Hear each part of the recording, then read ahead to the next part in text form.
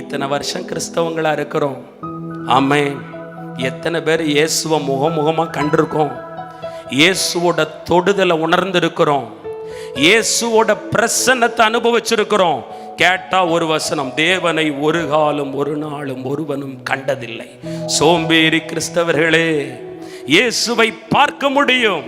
இயேசுவோட வாஞ்ச, நல்ல ஜெபம் பண்றீங்க, பக்தி இருக்கு, வைராக்கியம் இருக்கு, ஜெபம் இருக்கு, எல்லாம் இருக்கு.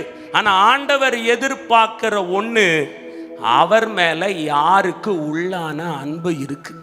ஆமென் சொல்லுங்க. நான் ஜெபிக்கணும், ஏன்னா அந்த காலகட்டத்தில் இருக்கேன்.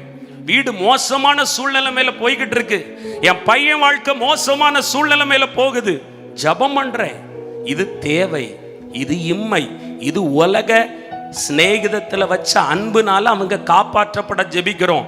ஆனா இயேசு கேட்கிறார், ரட்சிக்கப்பட்ட சபையே, சபையின் விசுவாச பிள்ளையே, எத்தனை பேர் அதிகாலை எழும்பும் போது நான் இன்றைக்கு என் ஜெபத்தில் என் தேவனை தரிசிக்க வேண்டும், என் தேவனை உணர வேண்டும், என் தேவனுடைய ஆவியினால் நிரப்பப்படணும், அவருடைய வஸ்திரத்தின் ஓரத்தை ஆகிலும் தொட்ட பெரும்பாடுள்ள ஸ்திரியை போல என்னுடைய ஆவிக்குள்ளான மனுஷனும் மனுஷியும் ஆவியில் நிரப்பப்பட்ட அனுபவம் வேண்டும் என்று வாஞ்சித்தது எத்தனை பேர்?